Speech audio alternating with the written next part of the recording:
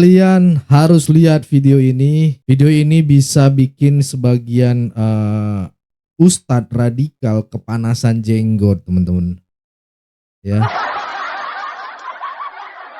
Kenapa saya bilang begitu? Karena inilah contoh pemimpin yang benar-benar nasionalis. Ya. Dakwanya menyejukkan hati, bukan menghasut ataupun menghina, mengolok-olok, malah menyentuh hati tanpa mengolok-olok kekristenan. Ini harus kita apresiasi. Ya.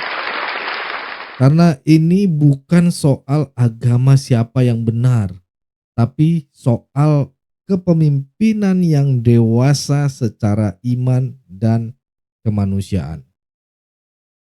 Tanpa perlu berlama-lama, mari kita lihat video berikut ini. Kenapa orang tidak mengizinkan rumah ibadah? Takut.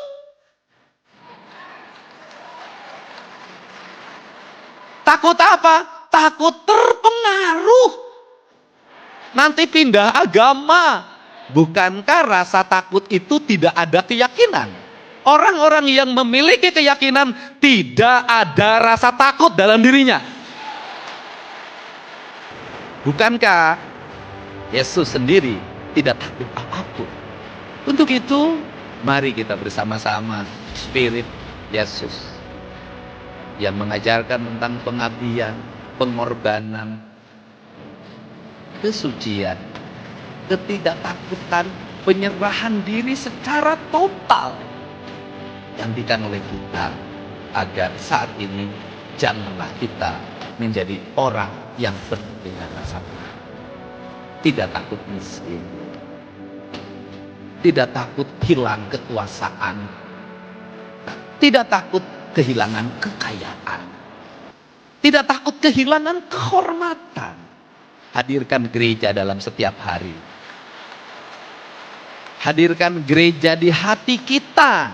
Shalom saudaraku, selamat Natal bagi kita semua, damai sukacita bagi kita semua ya. Saya mohon maaf baru bisa kembali membuat video karena beberapa waktu lalu tangan saya ini teman-teman ya patah ya, akibat saya diserempet motor ya. Saya mohon maaf, saya sudah juga menjalani operasi dan saat ini masih dalam masa pemulihan gitu ya. Makanya saya tidak bisa kemana-mana, tapi puji Tuhan saya sudah pulang dari rumah sakit. Ya, saudara, jika ada saudara yang tergerak untuk membantu biaya operasi kemarin dan perawatan rawat jalan saya ya, biar ini kan butuh perawatan lagi ya, bisa bantu melalui rekening BCA ya, BCA saya ya, itu BCA saya langsung. Saya menyampaikan ini dengan jujur karena kepada siapa lagi saya bisa meminta pertolongan ya, kalau bukan kepada saudara-saudara subscriber saya gitu. Jujur karena pelayanan ini saya jalanin sepenuhnya ya di sini, di channel ini gitu ya. Jadi kalian tahu sendiri dari 6 tahun yang lalu saya tetap di sini gitu, tetap bertahan gitu ya, melayani di sini ya. Mungkin itu demikian informasi yang bisa saya sampaikan. Tanpa perlu berlama-lama lagi, mari kita saksikan dulu video berikut ini. Assalamualaikum warahmatullahi wabarakatuh. Sampurasun. Salam. Om Swastiastu, Namo Buddhaya, salam kebajikan. Semua jamaat yang hadir pada kesempatan malam hari ini, saya menyampaikan selamat merayakan Natal. Semoga kebahagiaan, kemuliaan menyertai Anda semua. Pak Niko yang saya hormati, Saya panggilnya Pak Niko saja karena itu yang populer. Dan seluruh para pimpinan gereja. Saya hanya melihat dua hal saja. Yang pertama adalah Yesus terlahir di kandang domba. Apa sih maknanya dalam perspektif kebudayaan yang saya pahami? Bahwa dia dilahirkan untuk mengembala. Tradisi mengembala ini adalah tradisi kebudayaan. Yang dinantikan dalam kepemimpinan kebudayaan Sunda, yaitu budak angon. Ciri pemimpin sejati adalah seorang budak angon. Nih saya ngomong filsafat Sunda. Budak angon tuh kayak gimana sih? Budak angon itu adalah budak buncir, budak janggotan, itu cirinya. Budak buncir apa? Itu artinya perutnya dia kayak orang hamil. Mungkin dianggapnya penderita stunting. Buncit kayak Pak Jutek. Apa makna dari pemimpin itu yang perutnya buncit? Atau budak angon itu perutnya buncit?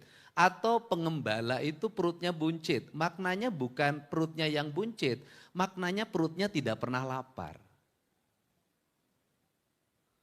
Karena maknanya perutnya tidak pernah lapar, maka orang yang tidak pernah lapar akan terpercaya jadi pemimpin. Tapi orang yang selalu lapar, maka dia tidak akan pernah dipercaya. Kalau jadi pemimpin pasti dia memakan anggotanya. Kalau jadi gubernur dia memakan rakyatnya. Maka dia selalu perutnya kenyang, tidak pernah lapar. Maka janganlah Anda memilih pemimpin di antara Anda semua adalah orang yang lapar. Yang kedua adalah budak janggotan, dia punya janggut. Apa itu artinya?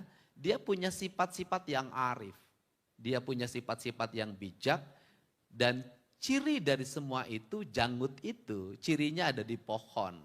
Semakin tua, semakin ratusan tahun, maka dia adalah sebagai pohon yang sangat berwibawa.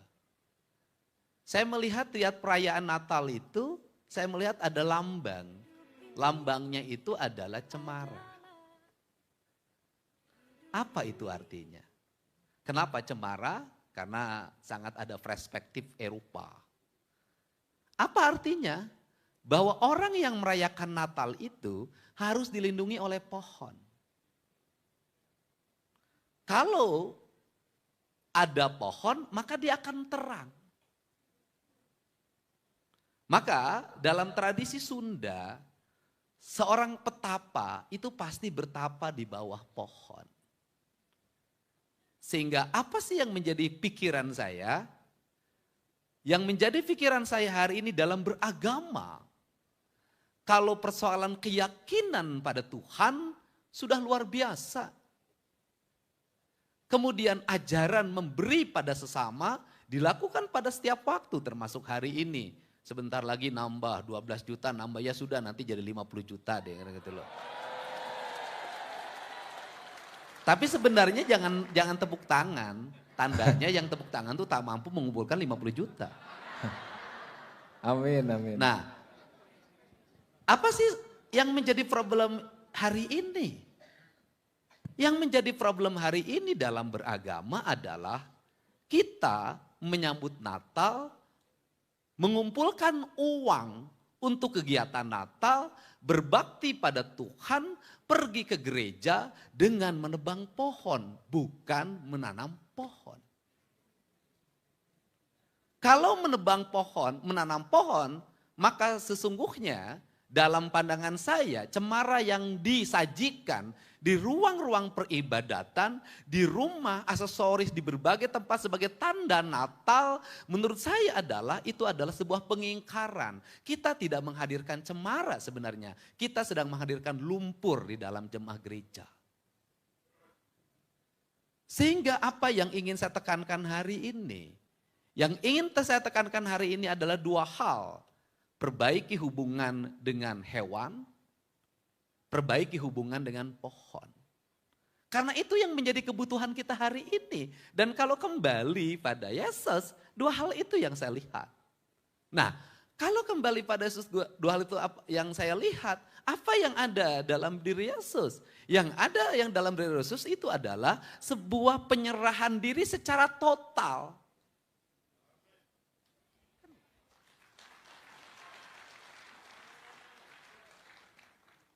Dia sudah menyerahkan diri secara total. Itu dalam kebudayaan Sunda, itu ada tradisi sesaji. Sesaji yang tertinggi dalam tradisi Sunda itu bakakak. Yaitu ayam yang dibelah kemudian dibakar.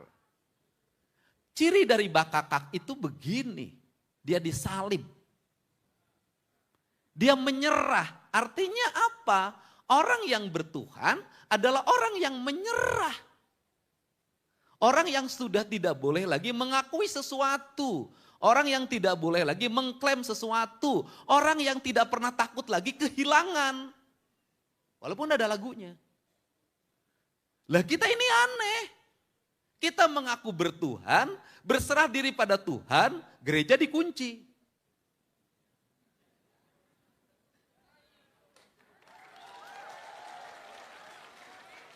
Tambah lagi pakai CCTV. Ditambah lagi pakai security. Pertanyaan saya adalah, di mana letak penyerahan diri Anda? Di mana letak penyerahan diri saya?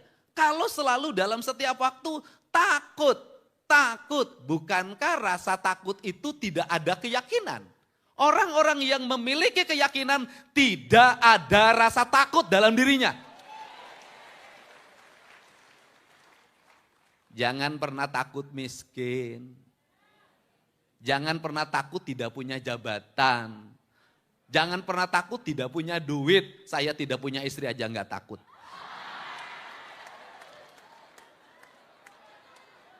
Boleh tepuk tangan?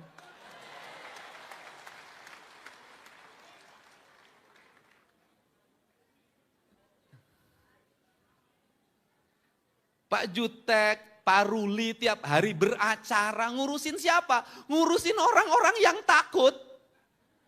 Padahal beragama, apapun agamanya. Takut apa? Gugat waris. Takut apa lagi? Hartanya diambil orang.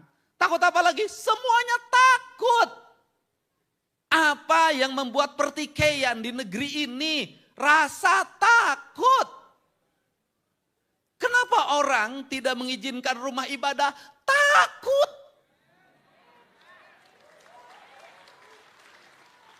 Takut apa? Takut terpengaruh. Nanti pindah agama. Saya tiap hari gaul sama Pak Jutek dengan Pak Ruli. Nggak pindah agama, paling pindah isi dompet. Karena saya nggak takut. Nah, tapi tiap hari kita berteriak iman, iman, iman. Orang yang beriman itu yang tertinggi itu adalah bukan meyakini tapi menyaksikan.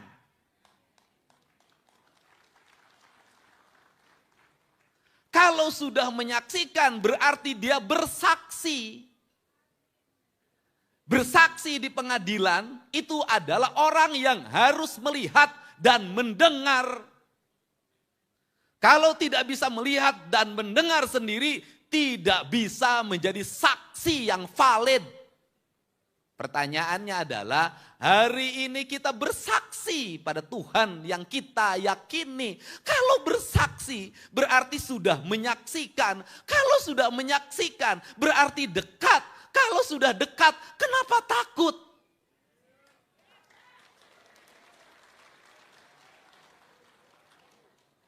Untuk itu kenapa kita takut miskin? Kenapa kita takut tidak makan? Bukankah Yesus sendiri tidak takut apapun? Dia melepaskan sendiri seluruh beban dunianya. Untuk apa? Untuk mengajarkan tentang bahwa kesaksian itu harus disaksikan. Dan kesaksian itu akan lahir apabila kita merasakan.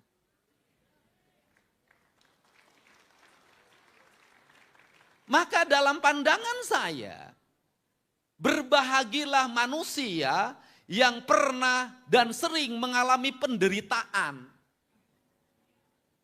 Kenapa?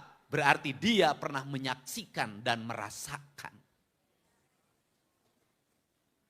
Orang yang mengalami penderitaan itu adalah orang-orang yang mengikuti tradisi kenabian. Jadi kalau Anda menjadi orang beriman, mengaku beriman, mudah tersinggung, mudah marah, nggak pernah menderita, penuh rasa takut. Udahlah jangan ngaku beriman, berimin saja. Untuk itu apa sih yang ada, pesan yang ingin saya sampaikan? Pesan saya sampaikan adalah saya ingin menceritakan tentang pesan agama di Indonesia. Agama-agama datang ke Indonesia itu menggeser sebuah keyakinan leluhurnya orang Nusantara. Leluhurnya orang Nusantara apa? Mu orang Batak, mu orang Jawa, mu orang Bugis, mu orang manapun. Mu orang Kalimantan, orang Dayak. Pasti hubungan ketuhanannya itu di dua hal.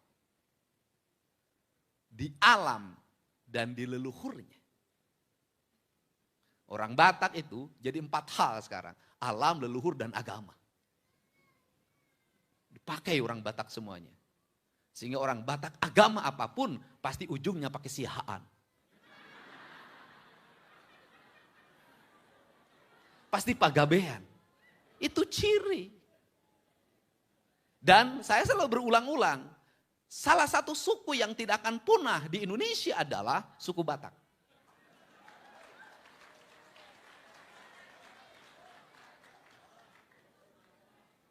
Cuman problemnya satu. Nanti di surga dia akan tetap berkumpul dengan masing-masing marganya. Jadi bosen.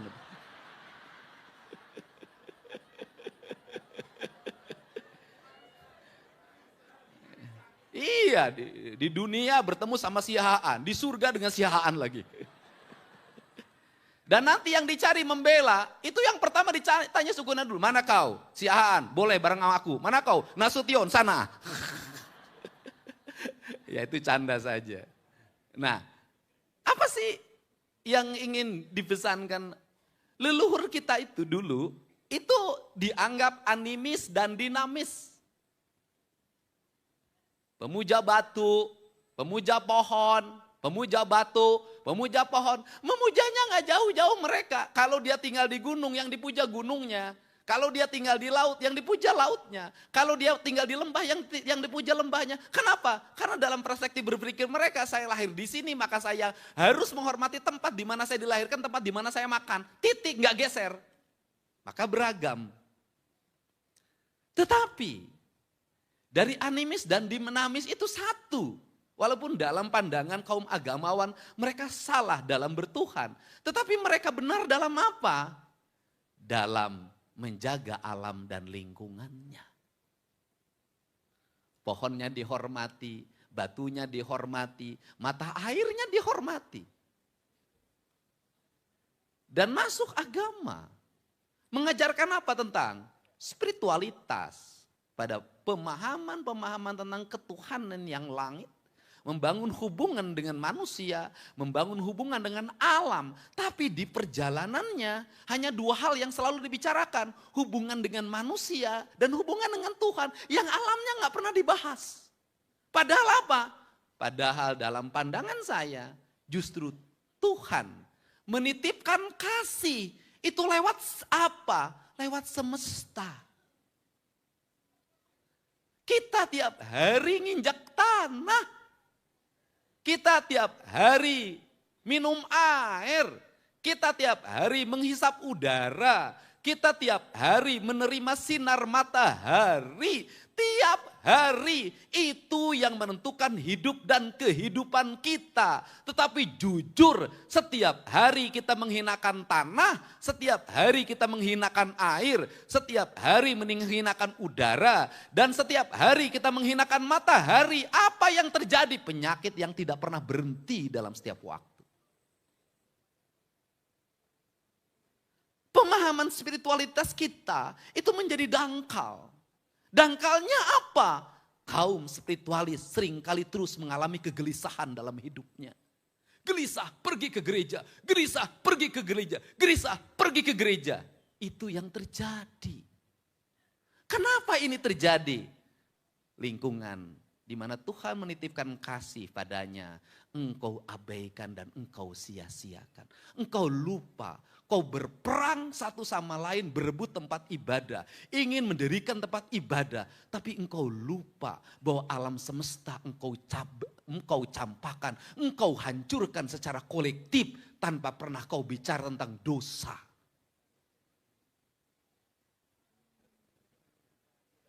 Apa yang terjadi?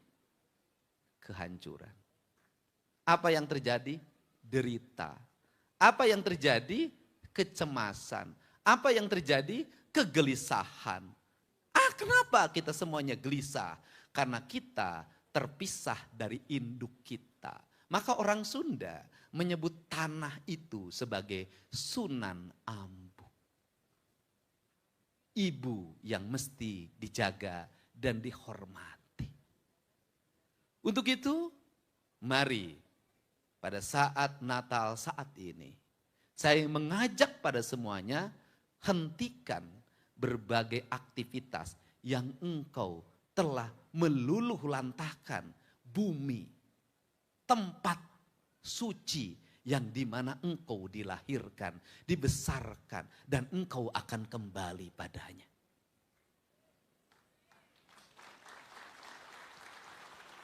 Kita kembali nanti bukan ke gereja. Kita kembali bukan ke candi. Kita kembali ke bumi. Disitulah tempat kita. Tempat abadi. Kita yang ingin kita ciptakan apa? Yang ingin kita ciptakan adalah saat kita kembali ke bumi, bumi menerima kita dengan penuh sukacita. Kenapa menerima penuh sukacita? Karena yang datang adalah orang yang mencintai buminya selama ini. Untuk itu, mari kita bersama-sama Spirit Yesus yang mengajarkan tentang pengabdian, pengorbanan, kesucian, ketidaktakutan, penyerahan diri secara total. Gantikan oleh kita agar saat ini janganlah kita menjadi orang yang penuh dengan rasa takut. Jadilah orang yang tidak ada rasa takut. Tidak takut miskin. Tidak takut hilang kekuasaan. Tidak takut kehilangan kekayaan. Tidak takut kehilangan kehormatan. Karena esensi dari ajaran agama adalah bersaksi.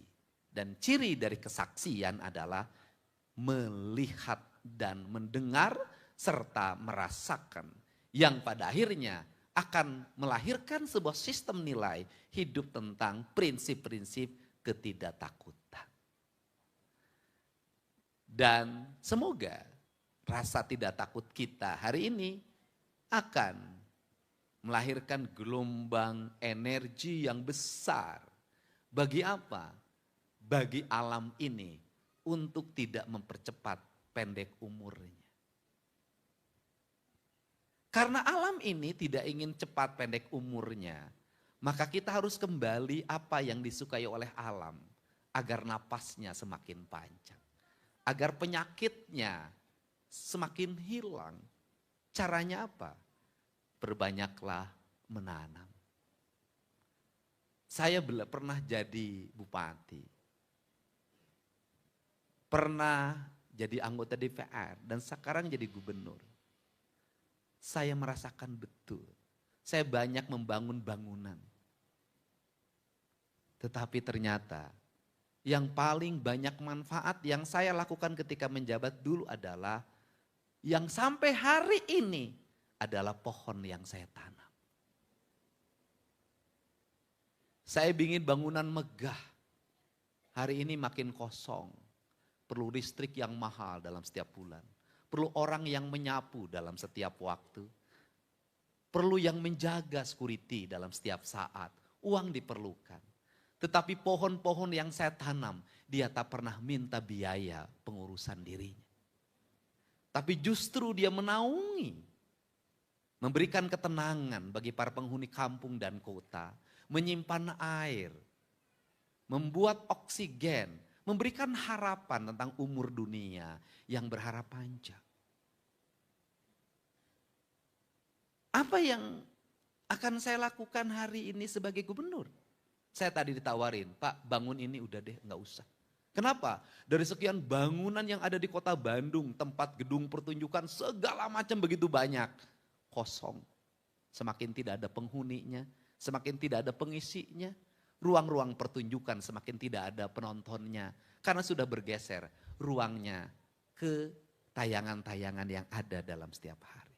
Toko-toko semakin sepi, mal semakin ditinggalkan oleh orang yang datang biasa, paling hanya rojali. Karena sudah digantikan dengan semuanya serba tinggal datang ke rumah. GoFood. Gak ada. Untuk itu apa yang ingin dilakukan? Yang ingin dilakukan adalah saya tak akan membiarkan ruang kosong di Jawa Barat. Saya akan isi dengan pohon-pohon sebagai harapan kehidupan.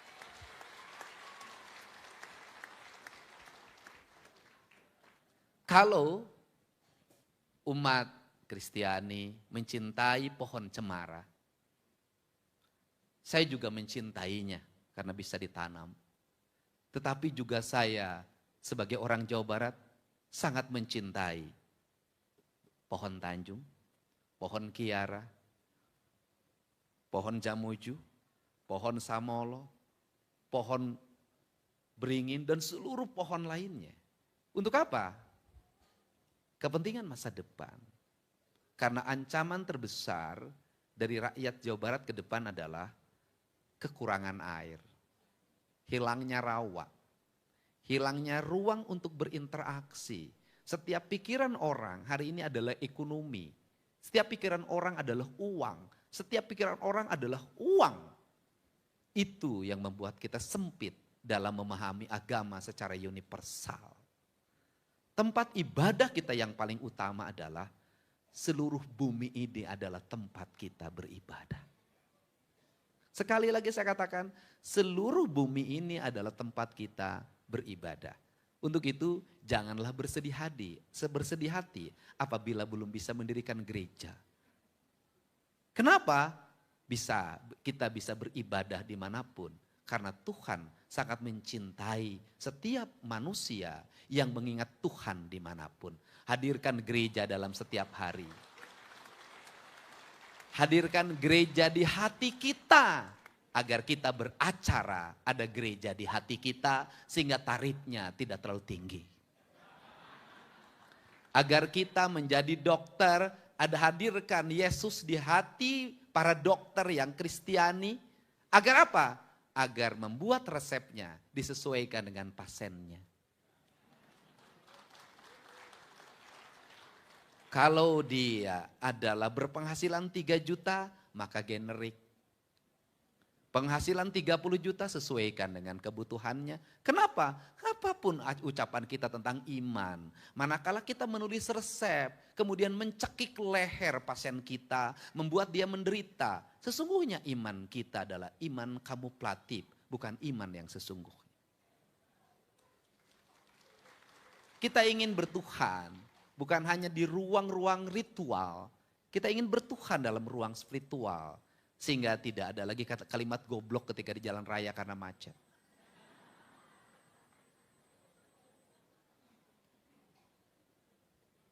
Tidak ada lagi kalimat anjing ketika keluar dari rumah kemudian melihat hamparan sampah. Dan tidak ada lagi konflik antar tokoh-tokoh agama. Baik yang satu agama maupun beda agama. Karena semuanya ingin memperjuangkan tentang kesaksiannya pada Tuhan. Tuhan tidak akan pernah hadir dalam sebuah kesaksian manakala orang itu masih ada kebencian. Tuhan hanya akan hadir pada hati-hati yang terbuka tanpa rasa curiga. Karena inti dari agama menghilangkan rasa kecurigaan dan membuat pandangan semua orang itu baik. Walaupun seringkali orang-orang seperti ini kalah dalam politik, kalah dalam apapun.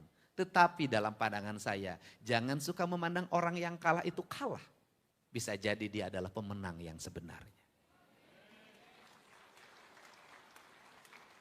Dan seorang pemenang adalah dia tetap tersenyum walaupun disakiti. Dia tetap tersenyum walaupun dikhianati. Dia tetap tersenyum walaupun lapar. Ingat, dia tetap tersenyum walaupun lapar. Dia tetap tersenyum walaupun terluka. Maka kalau kita tersenyum dalam bahagia itu biasa. Tetapi kita tersenyum dalam keadaan terluka itu luar biasa.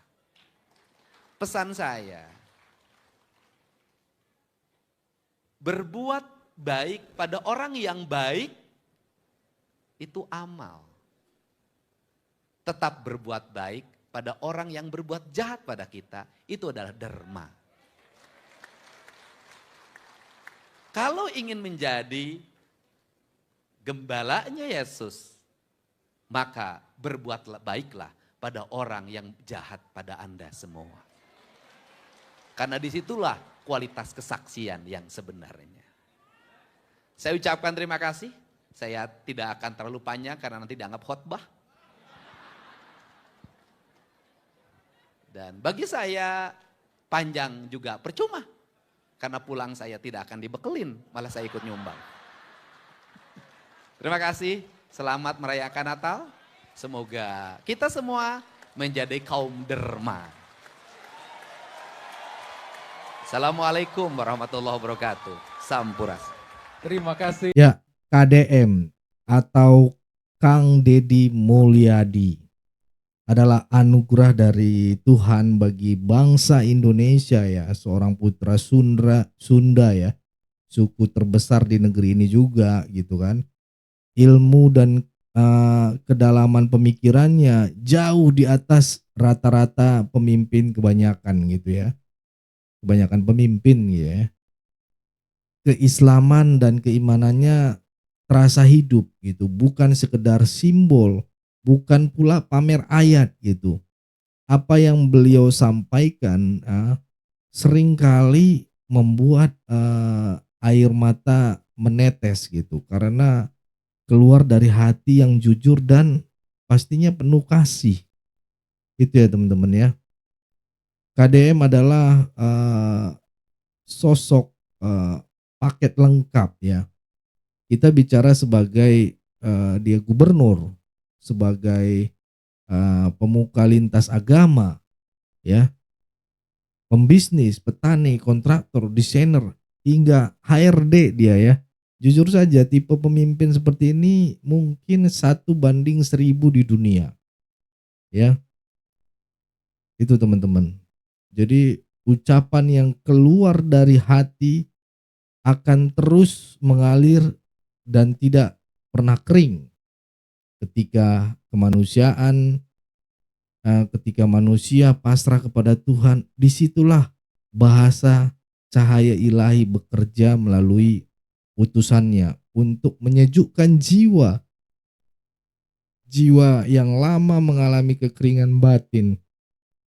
Untuk saudara-saudara, ya umat Kristiani dimanapun berada ya, saya jujur mengucapkan selamat Natal,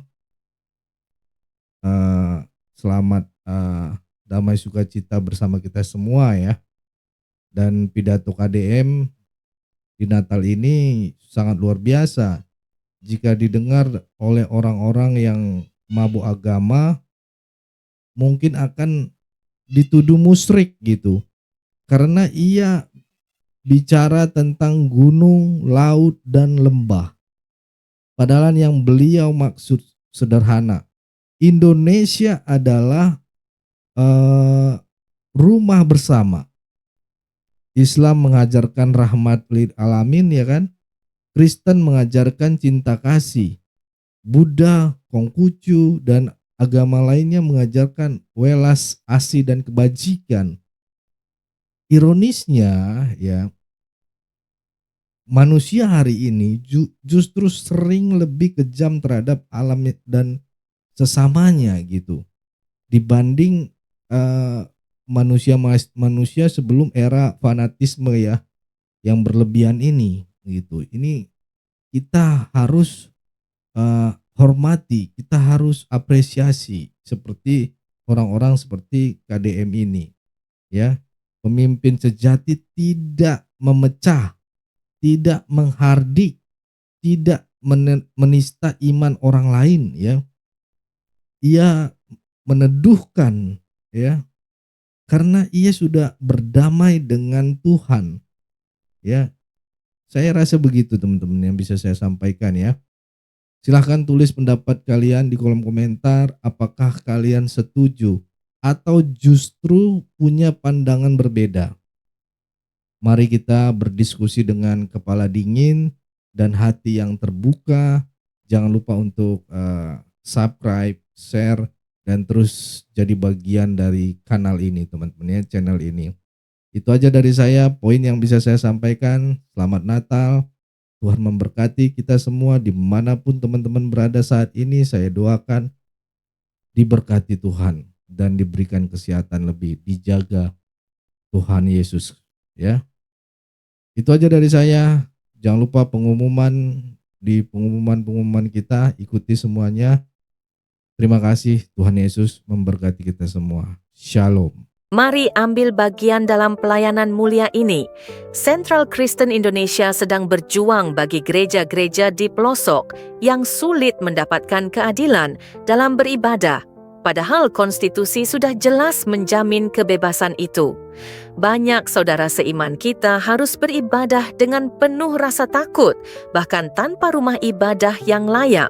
Kita tidak bisa diam melihat mereka berjuang sendirian. Jadilah saluran kebaikan. Dukung pelayanan Central Kristen Indonesia melalui BRI 042 130049 9650 AN Central Kristen Indonesia. Setiap rupiah yang Anda berikan akan menjadi dampak nyata bagi mereka yang membutuhkan. Mari kita manfaatkan platform seperti YouTube untuk menghadirkan perubahan, pengharapan, dan terang Kristus bagi Indonesia. Doa terbaik untuk seluruh saudara gereja YouTube yang telah dan akan ikut ambil bagian. Tuhan memberkati. GBU. Ayo jadi berkat lewat tangan kita. Saudara-saudari yang terkasih, ada sebuah pelayanan luar biasa yang sangat membutuhkan dukungan kita. Yayasan Cipta Pelita Kasih. Tempat ini bukan hanya sekadar rumah, tapi juga menjadi sekolah bagi anak-anak yang tidak mampu bersekolah. Di sini mereka belajar, dibina, dan dimuridkan, bukan hanya secara akademik, tapi juga secara rohani. Saat ini ada sekitar 30 anak yang setiap hari mendapat bimbingan. Mereka punya mimpi, tapi terbatas oleh keadaan. Dan yang lebih menyedihkan, yayasan ini tidak memiliki sponsor tetap untuk menopang semua kebutuhan. Inilah kesempatan kita untuk menjadi jawaban doa mereka. Di bawah naungan gereja YouTube, kami berkomitmen untuk mendukung Yayasan Cipta Pelita Kasih. Tapi kami tidak bisa berjalan sendiri. Kami butuh hati-hati yang tergerak untuk bersama-sama menjadi saluran kasih. Mungkin yang bisa kita berikan tidak banyak, tapi ketika banyak tangan bergerak bersama, hasilnya akan luar biasa. Media sosial tidak hanya untuk hiburan, tetapi bisa menjadi alat untuk membawa terang dan harapan, termasuk untuk anak-anak ini yang masa depannya sedang kita pertaruhkan. Mari jadi saluran kasih. Jadilah bagian dari perubahan hidup mereka. Rekening donasi BRI 04210 1003 42 0566 atas nama Yayasan Cipta Pelita atau bisa melalui scan barcode di kris ini. Kebaikanmu hari ini akan menjadi dampak nyata bagi banyak orang melalui Yayasan Cipta Pelita. Mari kita gunakan platform seperti YouTube untuk menghadirkan perubahan dan harapan bagi Indonesia.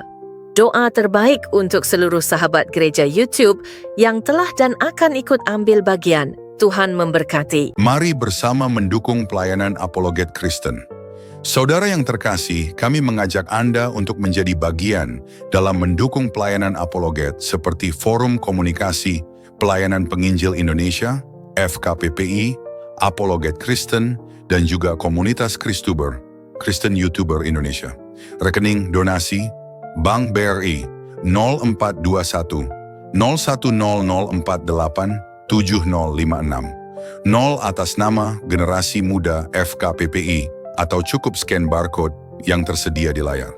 Pelayanan ini ada untuk membela iman, menguatkan jemaat, dan membawa terang Kristus di tengah dunia yang semakin penuh tantangan. Kami membuka pintu selebar-lebarnya bagi siapapun yang ingin menabur dan mendukung pekerjaan Tuhan ini. Kami tidak memaksa. Ajakan ini hanya untuk mereka yang benar-benar rindu dan merasa terpanggil untuk membantu. Dan jika saat ini saudara belum bisa mendukung secara materi, doa saudara adalah dukungan yang sangat berharga. Karena kami percaya doa yang tulus memiliki kuasa yang luar biasa. Mari kita gunakan media sosial sebagai alat untuk berdampak baik dan menjadi berkat bagi banyak orang. Terima kasih untuk setiap dukungan, sekecil apapun itu. Dukungan Anda sungguh berarti bagi kami dan bagi pekerjaan Tuhan. Tuhan Yesus memberkati. GBU.